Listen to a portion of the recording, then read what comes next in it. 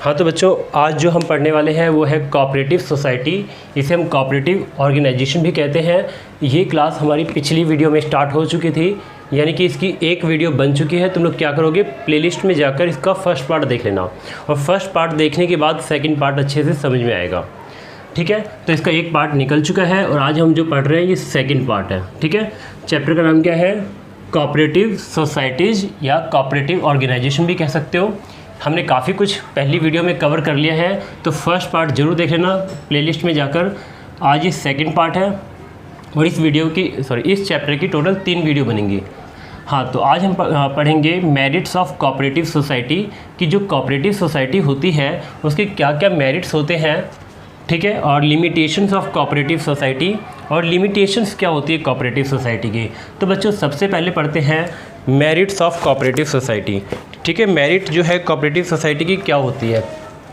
तो बच्चों सबसे पहले देखो क्या लिखा है, इजी फॉर्मेशन, मतलब कि फॉर्मेशन करना यानी कि इसको बनाना बहुत ही आसान होता है।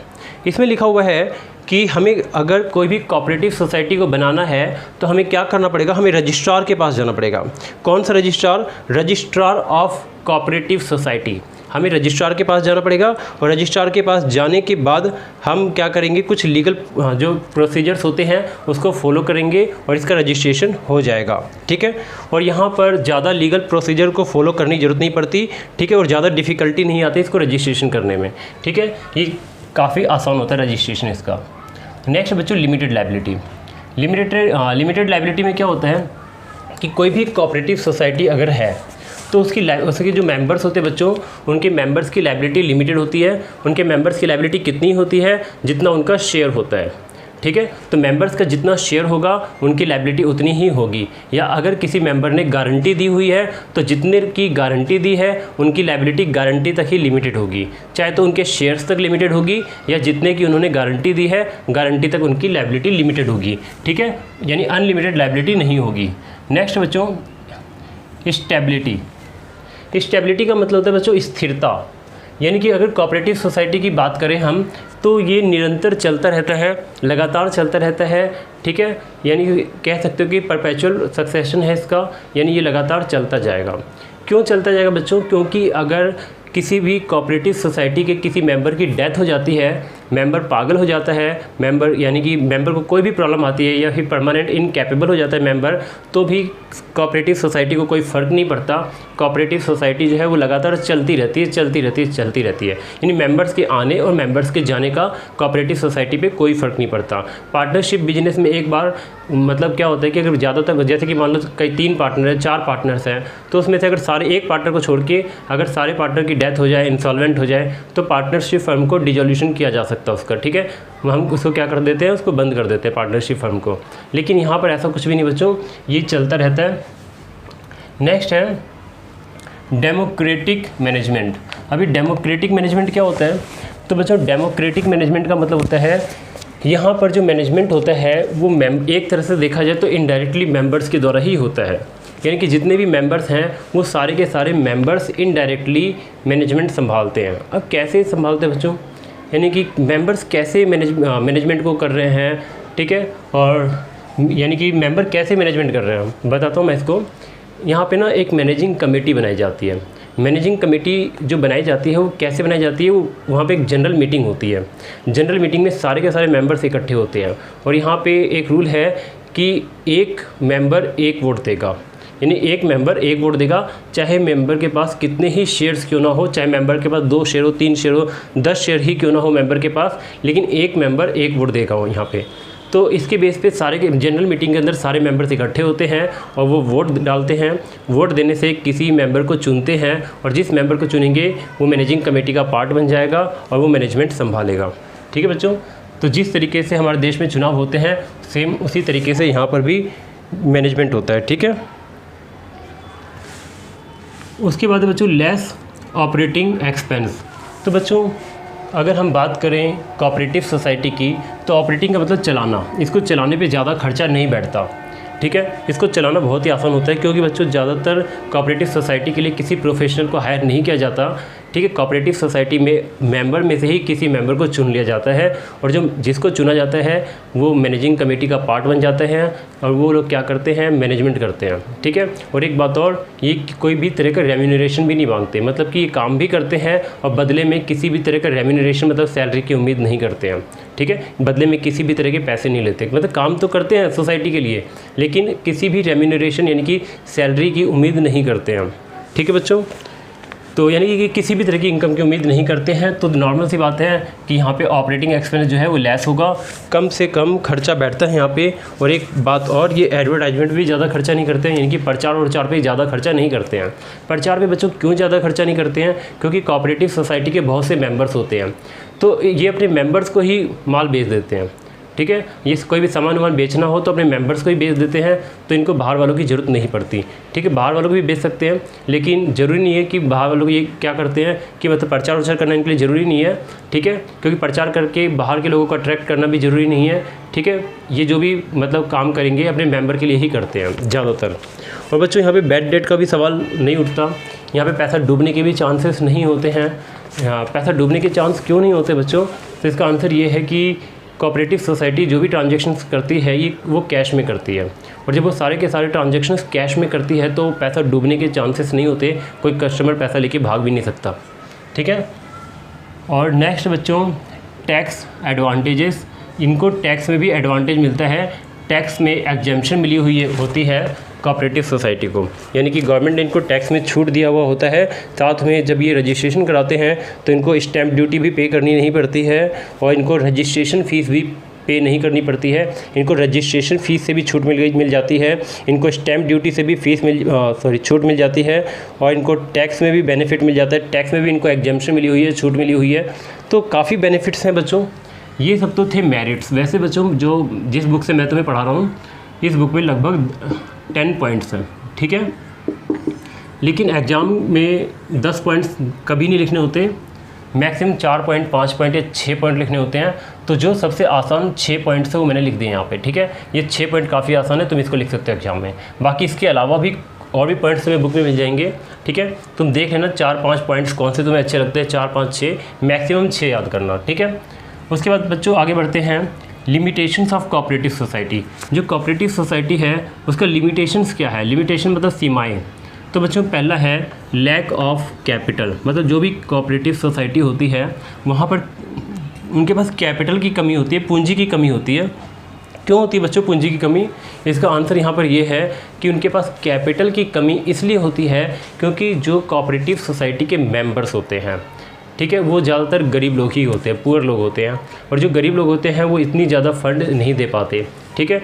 जैसे एक छोटा सा अमूल की बात करता हूँ मैं, तो अमूल जो है ये ये भी एक कोऑपरेटिव सोसाइटी है, ये किसानों के द्वारा बनाया गया है। अब यहाँ पे क्या है, किसान इतने अमीर तो है नहीं जो बहुत ज़्यादा पूंजी लगा सकें, तो इस वजह से हम ये कह सकते हैं कि ये जो कोऑपरेटिव सोसाइटी होती है ये ज़्यादातर पुअर लोगों के द्वारा बनाई जाती है, ठीक है। तो यहाँ पे कैपिटल की कमी हमेशा बनी रहती है। और कैपिटल की कमी और भी एक रीज़न है यहाँ पे कैपिटल की कमी का, वो रीज़न ये है बच्चों, यहाँ पर एक आदमी को एक वोट मिलता है। अगर एक आदमी को एक वोट मिलेगा तो नॉर्मल सी बात है कि कोई आदमी बहुत ज़्यादा कैपिटल लगाएगा उसको भी एक वोट मिलेगा, और जो आदमी बहुत कम कैपिटल लगाएगा उसको भी एक ही वोट मिलेगा। यानी कि जो मेंबर ज़्यादा कैपिटल लगाए उसको भी एक वोट मिलेगा, और जो कम कैपिटल लगाए उसको भी एक वोट मिलेगा। जब एक ही वोट मिलना है बच्चों तो नॉर्मल सी बात है, लोग क्या होते हैं, डिस्करेज हो जाते हैं, उनका मन नहीं करता है यहाँ पे इन्वेस्ट करने का, अपने कैपिटल लगाने का। वो सोचते हैं कि कम लगाएंगे तो भी एक ही वोट और ज़्यादा कैपिटल लगाएंगे तो भी एक ही वोट, इसलिए वो इसमें इन्वेस्ट करने से बचते हैं, ठीक है। तो इसलिए इनके पास हमेशा कैपिटल की कमी रहती है। हाँ, अगर इस कमी को दूर किया जा सकता है, वो कैसे, ज़्यादा कैपिटल वालों को ज़्यादा वोट मिले, तो इससे क्या होगा कि लोग ज़्यादा इन्वेस्ट करने की सोचेंगे और लैक ऑफ कैपिटल की प्रॉब्लम सॉल्व हो सकती है। नेक्स्ट बच्चों, इनकम्पिटेंट मैनेजमेंट। ये बात तो तुम्हें समझाने की ज़रूरत नहीं है। इनकम्पिटेंट मैनेजमेंट, इनकम्पिटेंट का मतलब अयोग्य मैनेजमेंट, ठीक है, अयोग्य प्रबंध, यानी कि यहाँ पर जो मैनेजमेंट होता है बच्चों वो ज़्यादा अच्छा नहीं हो पाता। अब क्यों नहीं हो पाता मैनेजमेंट अच्छा, कारण तुम्हें पता है। यहाँ पे एक मैनेजिंग कमेटी होती है, मैनेजिंग कमेटी के मेंबर कौन होते हैं, मेंबर्स ही होते हैं, यानी कि जो मेंबर्स होते हैं उनकी जनरल मीटिंग होती है। जनरल मीटिंग में से कुछ को चुना जाता है और चुनकर मैनेजिंग कमेटी के वो पार्ट बन जाते हैं और वही डिसीजन लेते हैं, वही मैनेजमेंट करते हैं। तो जब वो मैनेजमेंट करते हैं तो वो अच्छा मैनेजमेंट नहीं कर पाते हैं, क्योंकि वो किसी भी तरह के प्रोफेशनल नहीं होते, वो मेंबर में से ही चुने जाते हैं। दूसरी प्रॉब्लम बच्चों ये कि ये लोग विदाउट सैलरी काम करते हैं, विदाउट रेम्यूनरेशन काम करते हैं। मैनेजमेंट कर रहे हैं लेकिन बदले में इनको सैलरी या रेम्यूनरेशन नहीं मिलता। जब बदले में इनको कुछ मिलेगा ही नहीं तो ये कैसे काम करेंगे? तो इसलिए इनका मैनेजमेंट ज़्यादा अच्छा नहीं होता, क्योंकि जो यहाँ मैनेज करते हैं मैनेजिंग कमेटी, उसमें से किसी को सैलरी वैलरी नहीं दी जाती। तो नॉर्मल सी बात है, इनका काम करने में इंटरेस्ट नहीं आता, इसलिए अच्छा काम नहीं करते। और दूसरी बात, इतना पैसा भी इनके पास नहीं होता कि एक अच्छे प्रोफेशनल को हायर करके उनको करोड़ों का पैकेज दे पाएँ। नेक्स्ट है बच्चों कैश ट्रेडिंग। यहाँ पर एक प्रॉब्लम और रहती है कि यहाँ पे जो ट्रेडिंग होती है वो कैश में होती है। तो यहाँ पे एक प्रॉब्लम आ जाती है कि कुछ लोगों के पास एनी टाइम कैश नहीं होता। तो जिनके पास कैश नहीं होता, ठीक है, तो वो कस्टमर क्या करते हैं, वो यहाँ से नहीं खरीदेंगे, इनके पास नहीं आएंगे, वो कहीं और चले जाएंगे। और दूसरी बात, कैश ट्रेडिंग की वजह से कई लोग इसके मेंबर भी नहीं बनते हैं, ठीक है। Next lack of secrecy. बच्चों यहाँ पे सीक्रेसी मतलब होता है यहाँ पे गुप्त बातें कुछ भी नहीं रहती, यानी कि सीक्रेट कुछ भी नहीं रहता। यहाँ पे सब कुछ पब्लिक होता है। जैसे क्यों होता है पब्लिक? क्योंकि हर एक सोसाइटी को अपनी एनुअल रिपोर्ट जो होती है वो रजिस्ट्रार ऑफ कोऑपरेटिव सोसाइटी के पास जमा करना पड़ता है। तो जब वो क्या होगा, एनुअल रिपोर्ट या कॉपी जो भी तैयार होगा या जो भी डॉक्यूमेंट्स होंगे वो रजिस्ट्रार ऑफ कोऑपरेटिव सोसाइटी के पास जमा कर देंगे। और जमा करने से क्या होगा कि वो जैसे वो डॉक्यूमेंट रजिस्ट्रार के पास जाएगा, वो डॉक्यूमेंट पब्लिक हो जाएगा और कोई भी इंसान उस डॉक्यूमेंट को जाकर चेक कर सकता है और डॉक्यूमेंट को जाकर देख सकता है, ठीक है। और जब कोई भी वहाँ पर देख सकता है तो नॉर्मल सी बात है, इनकी सीक्रेट्स बातें दूसरों को भी पता चल जाती है। नेक्स्ट बच्चों पॉलिटिकल इंटरफेरेंस। पॉलिटिकल मतलब होता है बच्चों राजनीतिक इंटरफेरेंस भी होती है यहाँ पे, ठीक है। कैसे होता है? यानी कि जो इनकी फिर से मैं बताता हूँ, मैंने बताया था ना, सारे मेंबर्स की तरफ से मीटिंग होती है, उसमें कुछ मेंबर्स को चुने जाते हैं और मेंबर्स को चुनने के बाद एक मैनेजिंग कमेटी बनाई जाती है। मैनेजिंग कमेटी जो होता है वो डिसीजन लेने का काम करती है, मैनेजमेंट का काम करती है। इतना तो समझ में आ गया होगा। हाँ, तो बच्चों अब आगे एक बात और सुनो। जो मैनेजिंग कमेटी होता है उसमें गवर्नमेंट भी अपना एक आदमी रखती है, यानी कि जो मैनेजिंग कमेटी है, जो डिसीजन ले रही है, जो मैनेजमेंट कर रही है, उसमें एक आदमी गवर्नमेंट का भी होता है, ठीक है। अब गवर्नमेंट का आदमी क्यों होता है? क्योंकि गवर्नमेंट उनको फ्री में लैंड देती है, गवर्नमेंट उनको फ्री में जैसे टैक्स में एडवांटेज देती है, टैक्स में बेनिफिट देती है, रजिस्ट्रेशन फ़ीस में, स्टैंप ड्यूटी में, और कई तरह के एडवांटेज देती है गवर्नमेंट, उनको बेनिफिट्स देती है गवर्नमेंट। तो जब गवर्नमेंट इतने सारे बेनिफिट देती है तो गवर्नमेंट भी कंट्रोल रखती है किसी भी सोसाइटी के ऊपर, ठीक है। तो गवर्नमेंट का कंट्रोल हमेशा रहता है सोसाइटी के ऊपर, ठीक है। तो गवर्नमेंट इंटरफेयर करती रहती है। अब बात यहाँ ये आती है कि अगर इलेक्शन होते हैं नेक्स्ट ईयर, गवर्नमेंट चेंज हो जाती है, तो जब गवर्नमेंट चेंज होती है तो नई गवर्नमेंट आती है और नई गवर्नमेंट अपना मेंबर उस सोसाइटी की मैनेजिंग कमेटी में डाल देती है। तो यहाँ पे कहीं ना कहीं एक प्रॉब्लम रहती है, ठीक है। गवर्नमेंट चेंज होती रहती है, तो जो नई गवर्नमेंट आती है वो सोसाइटी को अपने तरीके से चलाती है। तो एक कहीं ना कहीं एक प्रॉब्लम रहती है, गवर्नमेंट का इंटरफेयर हमेशा बना रहता है। और गवर्नमेंट का इंटरफेयर इसलिए भी बना रहता है कि गवर्नमेंट को बहुत से एडवांटेज देती है, बहुत से बेनिफिट देती है। तो गवर्नमेंट क्या करती है, टांग अड़ाती रहती है बीच में, ठीक है, क्योंकि इनके साथ मेंबर्स का इंटरेस्ट जुड़ा होता है। तो गवर्नमेंट इसलिए भी, यानी कि सोशल वेलफेयर के लिए, मेंबर को बचाने की और मेंबर के वेलफेयर के लिए भी सोसाइटी पे हमेशा कड़ी नज़र बना के रखती है। नेक्स्ट बच्चों लैक ऑफ मोटिवेशन। यहाँ पे जो मेंबर्स होते हैं उसमें मोटिवेशन की कमी होती है। मोटिवेशन का मतलब है इच्छा, काम करने की इच्छा, यानी कि काम करने की इच्छा की बहुत कमी होती है।